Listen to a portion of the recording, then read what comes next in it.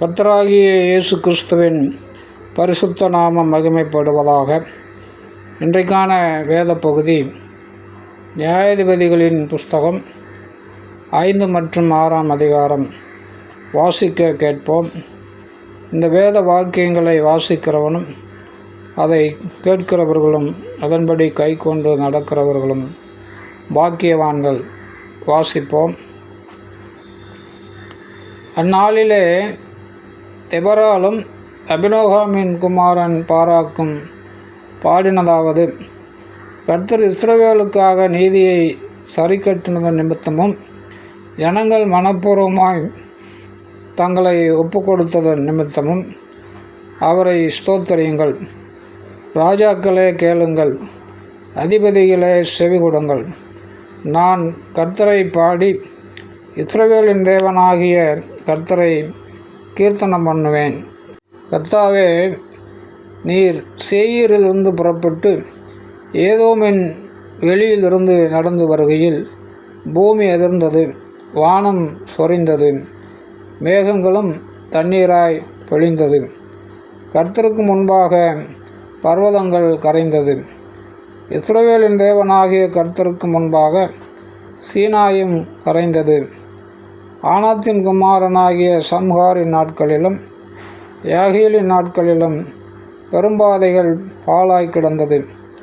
வழிநடக்கிறவர்கள் பக்க வழியாய் நடந்தார்கள். தெபராலாகிய நான் எழும்பும் அளவும் இஸ்ரவேலிலே நான் தாயாக எழும்பும் அளவும் கிராமங்கள் பாழாய் போயின. இஸ்ரவேலின் கிராமங்கள் பாழாய் போயின. நூதன தேவர்களை தெரிந்து கொண்டார்கள். அப்பொழுது யுத்தம் வாசல் வரையும் வந்தது. இஸ்ரவேலிலே 40,000 பேருக்குள்ளே கேடகமும் ஈட்டியும் காணப்பட்டதுண்டோ?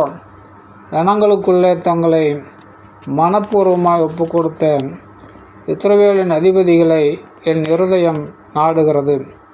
கர்த்தரை ஸ்தோத்திரியுங்கள். வெள்ளை கழுதைகளின் மேல் ஏறுகிறவர்களே, நியாயஸ்தலத்தில் வீற்றிருக்கிறவர்களே, வழியில் நடக்கிறவர்களே, இதை பின் பிரஸ்தாபியுங்கள். தண்ணீர் மொண்டு கொள்ளும் இடங்களில் வில் வீரரின் இரைச்சலுக்கு நீங்கினவர்கள் அங்கே கர்த்தரின் நீதி நியாயங்களையும் அவர் இஸ்ரவேலில் உள்ள தமது கிராமங்களுக்குச் செய்த நீதி நியாயங்களையுமே பிரஸ்தாபப்படுத்துங்கள். அது முதல் கர்த்தரின் ஜனங்கள் ஒளிமுக வாசல்களிலே போய் இறங்குவார்கள். விழி விழி, தெபோராலே விழி விழி, பாட்டுப்பாடு.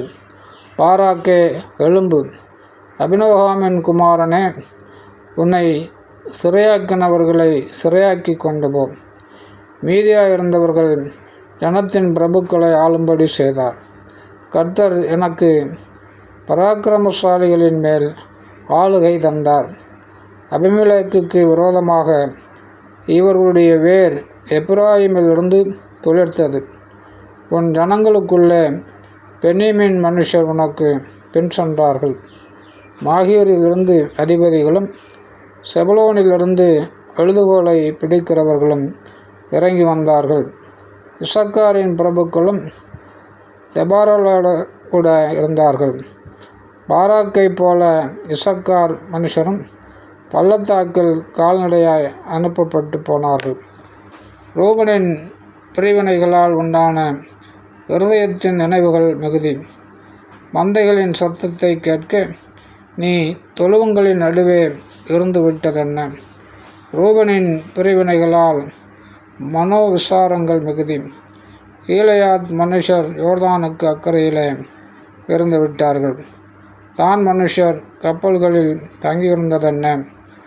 ஆஷியர் மனுஷர் கடற்கரையிலே தங்கி தங்கள் குடாக்களில் தாபரித்தார்கள். செபுலோனும் நப்தலியும் போர்க்களத்து முனையிலே தங்கள் உயிரை எண்ணாமல் மரணத்துக்கு துணிந்து நின்றார்கள்.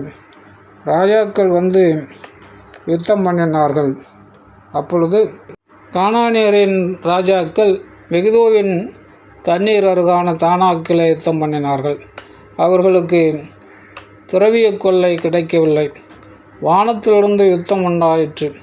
நட்சத்திரங்கள் தங்கள் அயனங்களில் இருந்து சிசராவோட யுத்தம் பண்ணின. கீசோன் நதி, பூர்வ நதியாகிய கீசோன் நதியே அவர்களை அடித்து கொண்டு போயிற்று.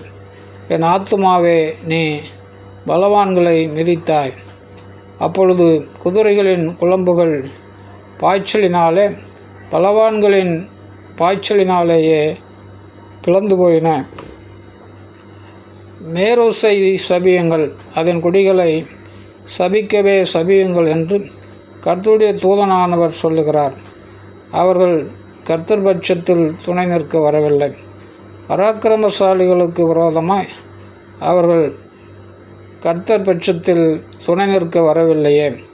ஸ்திரீகளுக்குள்ள கேனியனான ஏபேரின் மனைவியாகிய யாகேல் ஆசீர்வதிக்கப்பட்டவள். கூடாரத்தில் வாசமாக இருக்கிற ஸ்திரீகளுக்குள்ளே அவள் ஆசீர்வதிக்கப்பட்டவளே. தண்ணீரை கேட்டான், பாலை கொடுத்தாள். ராஜாக்களின் கிண்ணியிலே வெண்ணெயை கொண்டு வந்து கொடுத்தாள். தன் கையால் ஆணியையும் தன் வலது கையால் தொழிலாளரின் சுத்தியையும் பிடித்து சிசராவை அடித்தாள். அவன் நெற்றியில் உருவக் கடாவி அவன் தலையை உடைத்து போட்டாள். அவள் கால் அருகே அவன் மடங்கி விழுந்து கிடந்தான். அவன் எங்கே மடங்கி விழுந்தானோ அங்கே மடிந்து கிடந்தான். சிசராவின் தாய் ஜன்னலில் நின்று பலகனி வழியாய் பார்த்து கொண்டிருந்து, அவனுடைய ரதம் வராமல் பிந்தி போனதென்ன, அவனுடைய ரதங்களின் ஓட்டம் தாமதிக்கிறதென்ன என்று புலம்பினாள்.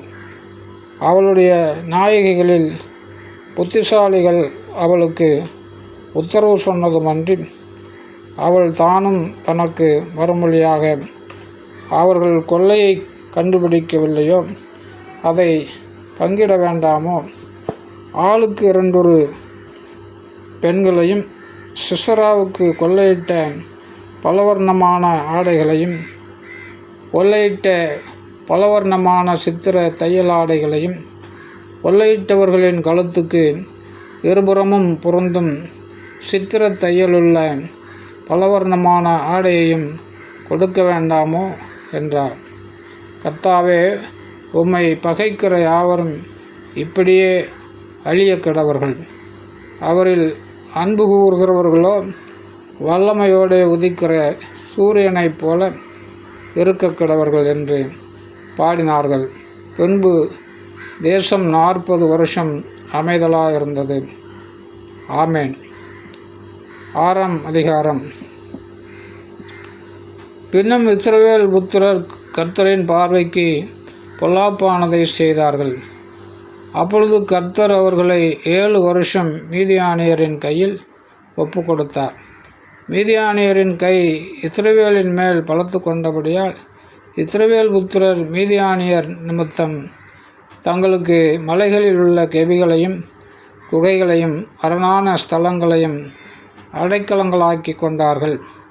இஸ்ரவேலர் விதைத்திருக்கும் போது மீதியானியரும் அமலேக்கியரும் கிழக்கத்தி புத்திரரும் அவர்களுக்கு விரோதமாய் எழும்பி வந்து அவர்களுக்கு எதிரே பாளையம் இறங்கி காசாவின் எல்லை மட்டும் நிலத்தின் விளைச்சலை கெடுத்து இஸ்ரவேலிலே ஆகாரத்தையாகிலும் ஆடு மாடுகள் கழுதைகளையாகிலும் வைக்காதே போவார்கள்.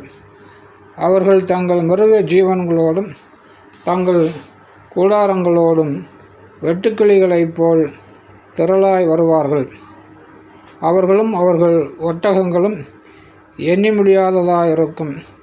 இந்த பிரகாரமாக தேசத்தை கெடுத்துவிட அதில் வருவார்கள். இப்படி மீதியானியராலே இஸ்ரவேலர் மிகவும் சிறுமைப்பட்டார்கள். அப்பொழுது இஸ்ரவேல் புத்திரர் கர்த்தரை நோக்கி முறையிட்டார்கள். இஸ்ரவேல் புத்திரர் மீதியானியர் நிமித்தம் கர்த்தரை நோக்கி முறையிட்ட போது கர்த்தர் ஒரு தீர்க்கதரிசியை அவர்களிடத்திற்கு அனுப்பினார். அவன் அவர்களை நோக்கி, இஸ்ரவேலின் தேவனாகிய கர்த்தர் உரைக்கிறது என்னவென்றால், நான் உங்களை எகிப்திலிருந்து வரவும் அடிமைத்தன வீட்டிலிருந்து புறப்படவும் செய்து எகிப்தியர் கையினின்றும் உங்களை ஒடுக்கின யாவருடைய கையினின்றும் உங்களை இரட்சித்து அவர்களை உங்களுக்கு முன்பாக துரத்தி தேசத்தை உங்களுக்கு கொடுத்து நான் உங்கள் தேவனாகிய கர்த்தர் என்றும் நீங்கள் குடியிருக்கும் அவர்கள் தேசத்தில் உள்ள எமோரியருடைய தேவர்களுக்கு பயப்படாதிருங்கள் என்றும் உங்களுக்கு சொன்னேன். நீங்களோ என் சொல்லை கேளாதே போனீர்கள் என்கிறார் என்று சொன்னான். அதற்கு பின்பு கர்த்தருடைய தூதனானவர் வந்து அபியேஸ்ரியனான யோவாசின் ஊராகிய ஓப்ராவில் இருக்கும் ஒரு கர்வாலி மரத்தின் கீழ் உட்கார்ந்தார். அப்பொழுது அவனுடைய குமாரன் கிதியோன் கோதுமையை மீதியானியரின் கைக்கு தப்புவிப்பதற்காக ஆலைக்கு சமீபமாய் அதை போரடித்தான். கர்த்தருடைய தூதனானவர் அவனுக்கு தரிசனமாகி, பராக்கிரமசாலியே, கர்த்தர் உன்னோடு இருக்கிறார் என்றார். அப்பொழுது கிதியோன் அவரை நோக்கி, என் ஆண்டவனே, கர்த்தர் எங்களோடு இருந்தால் இவையெல்லாம் எங்களுக்கு நேரிடுவானேன்? கர்த்தர் எங்களை எகிப்திலிருந்து கொண்டு வரவில்லையா என்று எங்கள் பிதாக்கள் எங்களுக்கு விவரித்து சொன்ன அவருடைய அற்புதங்களெல்லாம் எங்கே? இப்பொழுது கர்த்தர் எங்களை கைவிட்டு மீதியானியர் கையில் எங்களை ஒப்பு கொடுத்தாரே என்றான். அப்பொழுது கர்த்தர் அவனை நோக்கி பார்த்து, உனக்கு இருக்கிற இந்த பலத்தோடே போ, நீ இஸ்ரவேலை மீதியானியரின் கைக்கு நீங்களாக்கி ரட்சிப்பாய், உன்னை அனுப்புகிறவர் நான் அல்லவா என்றார். அதற்கு அவன், என் ஆண்டவரே, நான் இஸ்ரவேலை எதனாலே ரட்சிப்பேன்? இதோ மனாசேயில் என் குடும்பம் மிகவும் எளியது, என் தகப்பன் வீட்டில் நான் எல்லாரிலும் சிறியவன் என்றான். அதற்கு கர்த்தர், நான் உன்னோடு கூட இருப்பேன், ஒரே மனுஷனை முறியடிப்பது போல நீ மீதியானியரை முறியடிப்பாய் என்றார்.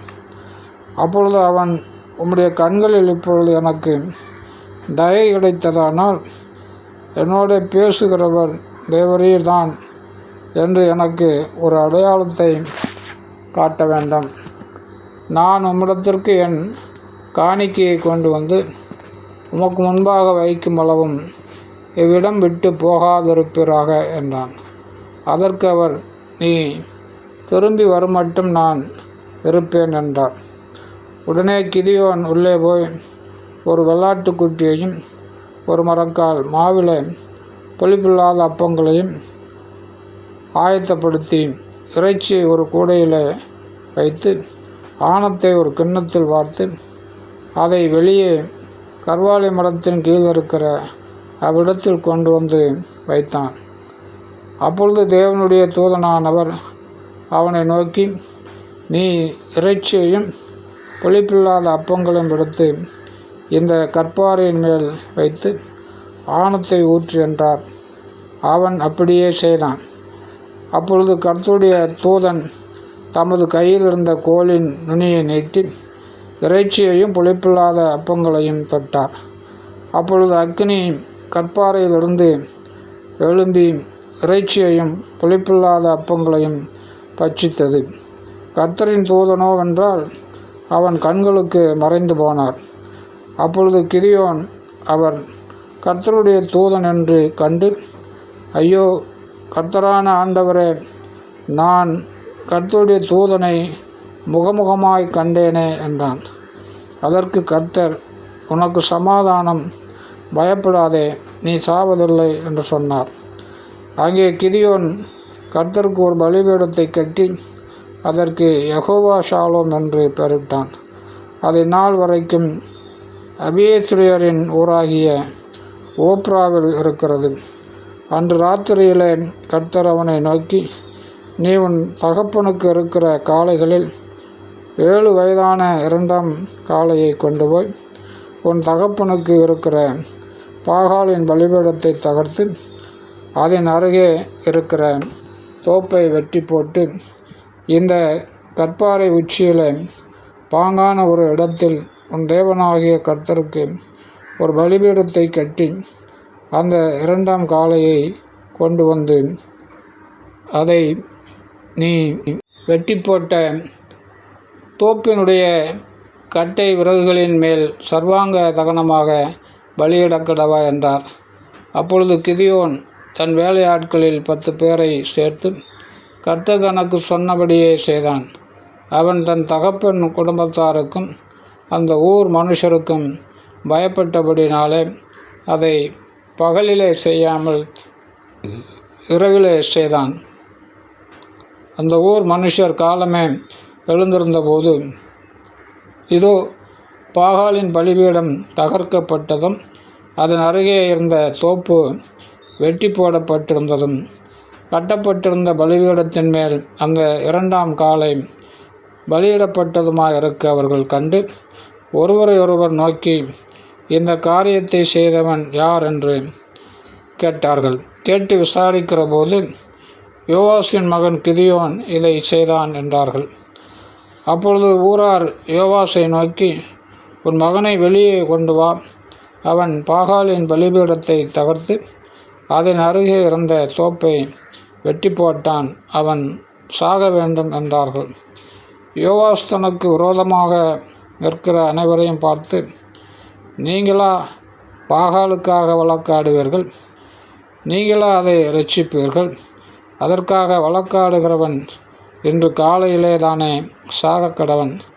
அது தேவனானால் தன் பலிபீடத்தை தகர்த்தது நிமித்தம் அதுதானே தனக்காக வழக்காடட்டும் என்றான். தன் பலிபீடத்தை தகர்த்தது நிமித்தம் பாகால் அவனோடு கூட வழக்காடட்டும் என்று சொல்லி அந்நாளிலே அவனுக்கு எருபகால் என்று பெயரிடப்பட்டது.